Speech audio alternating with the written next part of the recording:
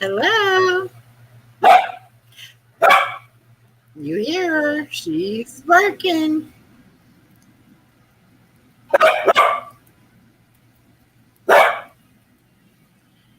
Just a minute, Chloe. Put a message. There we go. Okay. Come here. Do you know it's about you today? Huh? Do you know this is about you? Yes, my sweet girl. Yes. Mm.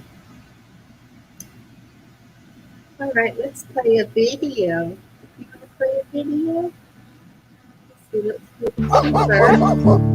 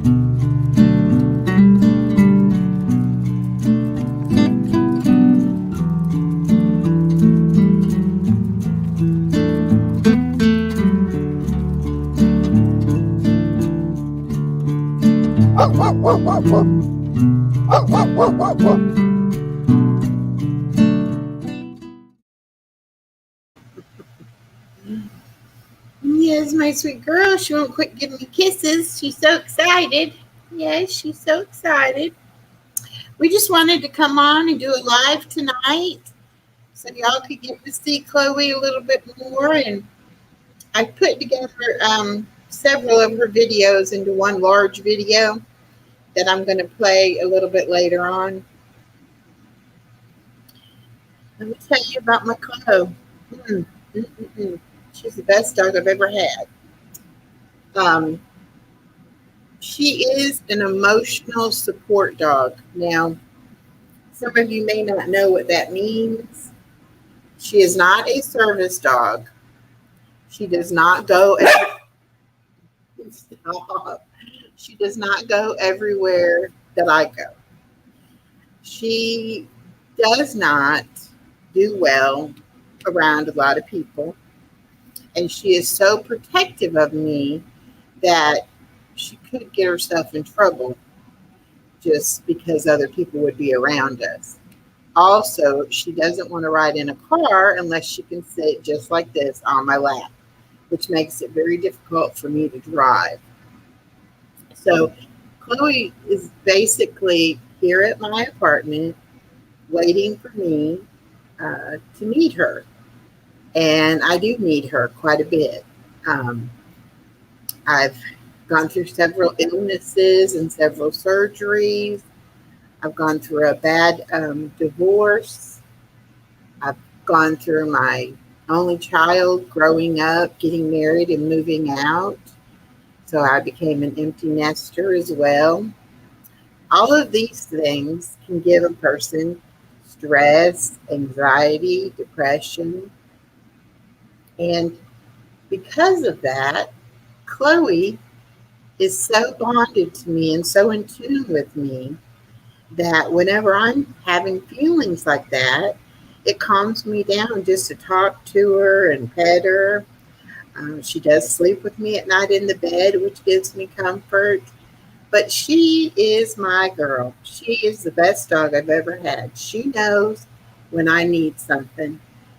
A lot of times with my diabetes, she will alert me before I even realize that my sugar's dropping and let me know that I need to check it and do something. So she's really good about that.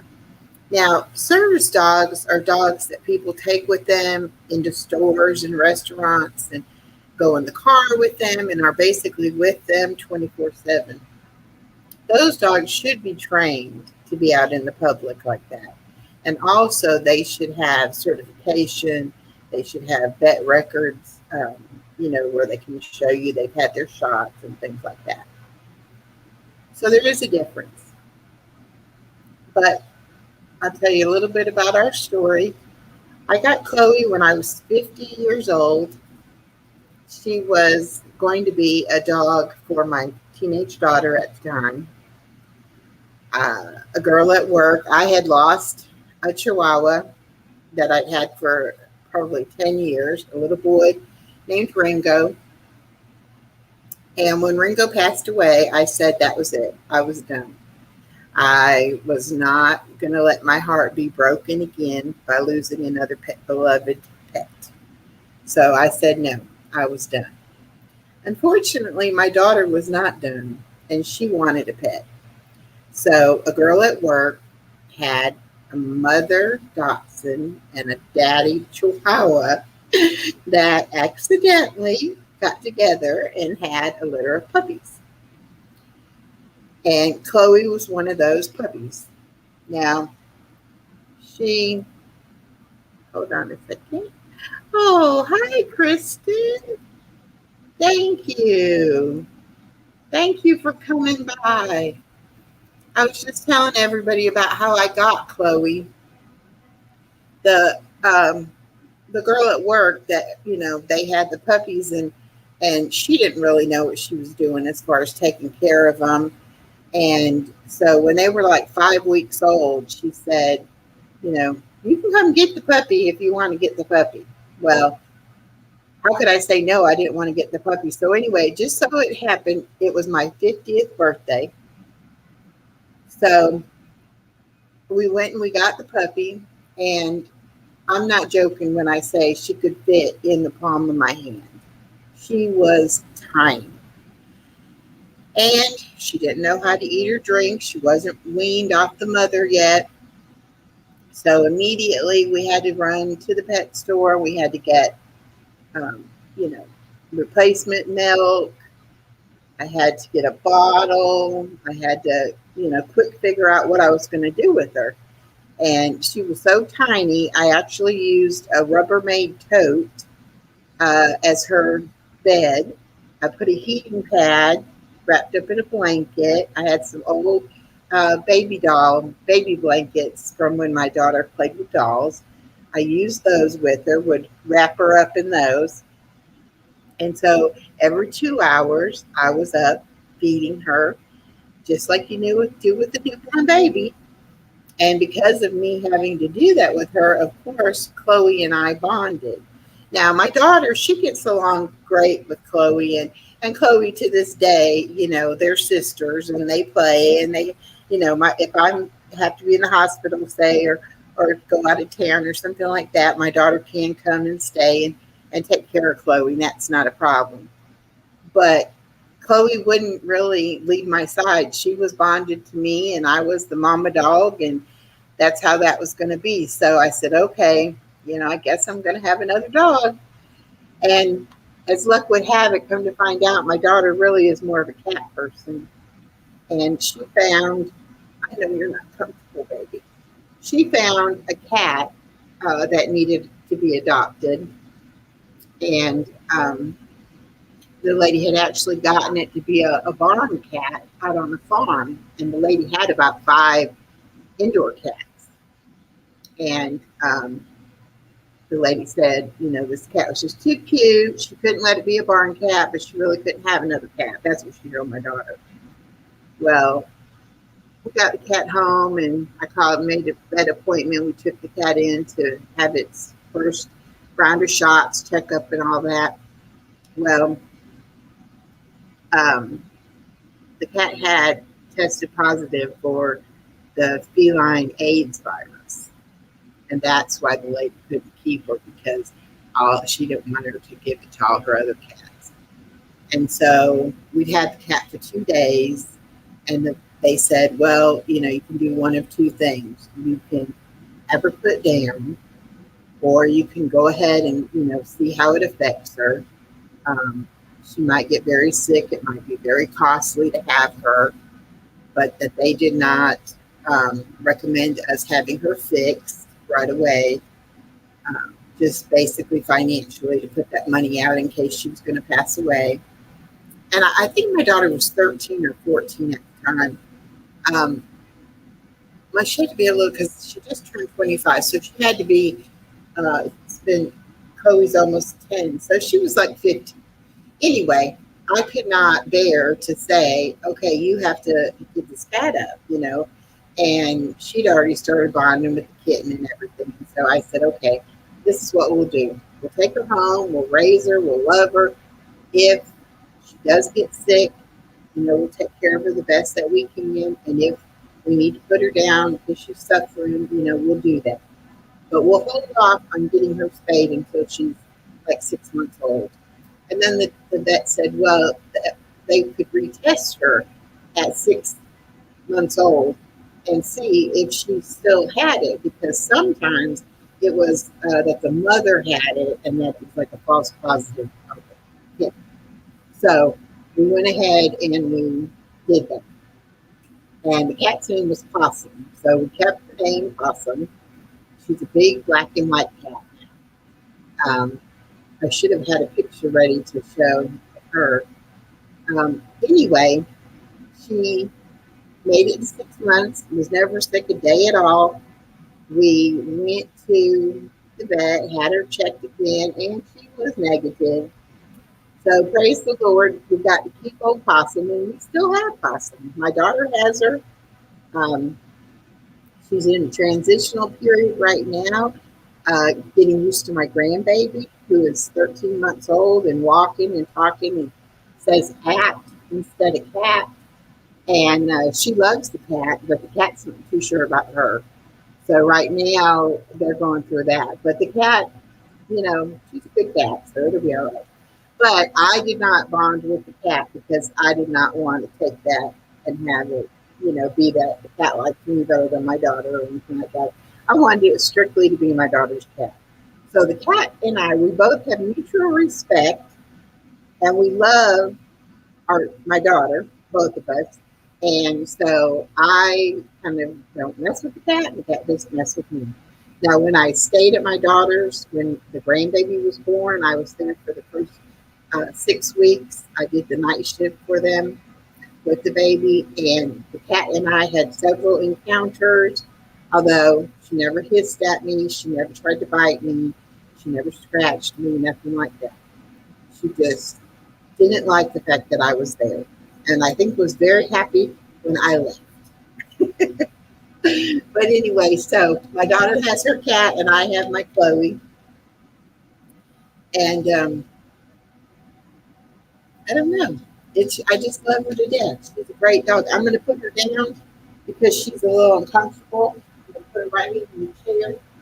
Hey, buddy, you can still sit in the chair. Here, see, people can still see you. They can still see you.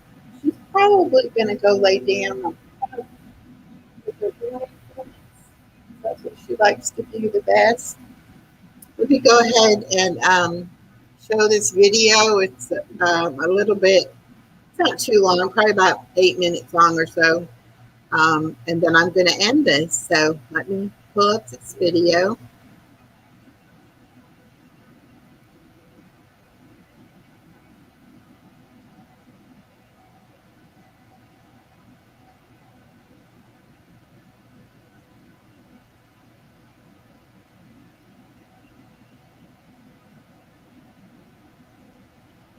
It may just start playing on its own. Yep. Get some food in you. Step 3, you grow hard about what you want to be. Step 4, everybody just do your thing. Wake up, today's gonna be a good day.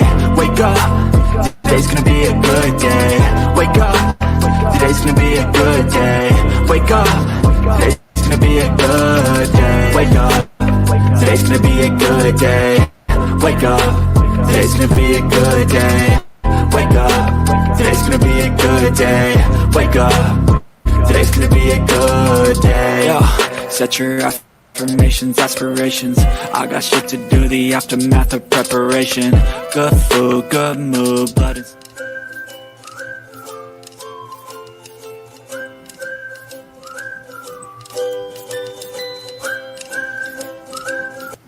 You gonna sit down? Come here, you want a treat? Sit down. Good girl. Very good. Okay, good girl.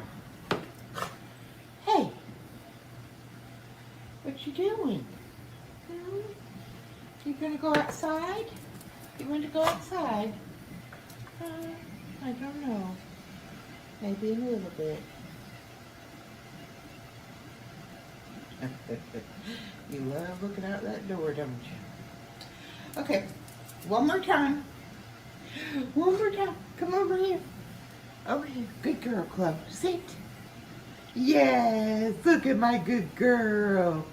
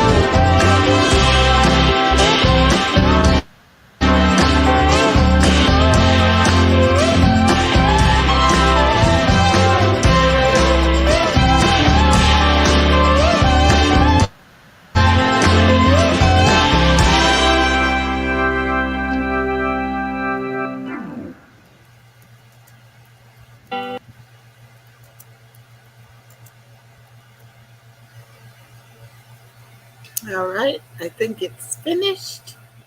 Let's see if I can remove it. There we go. Okay. Step 3.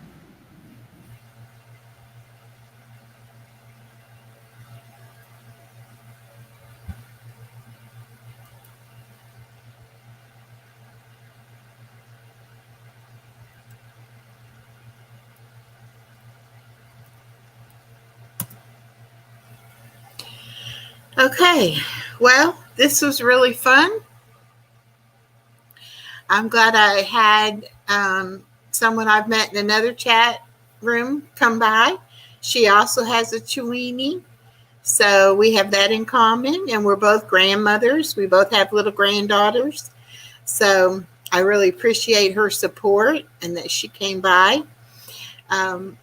And this was a good live. The first one I didn't know I was going to go live, and so I only stayed on a few minutes, as I wasn't really prepared to be live at the time.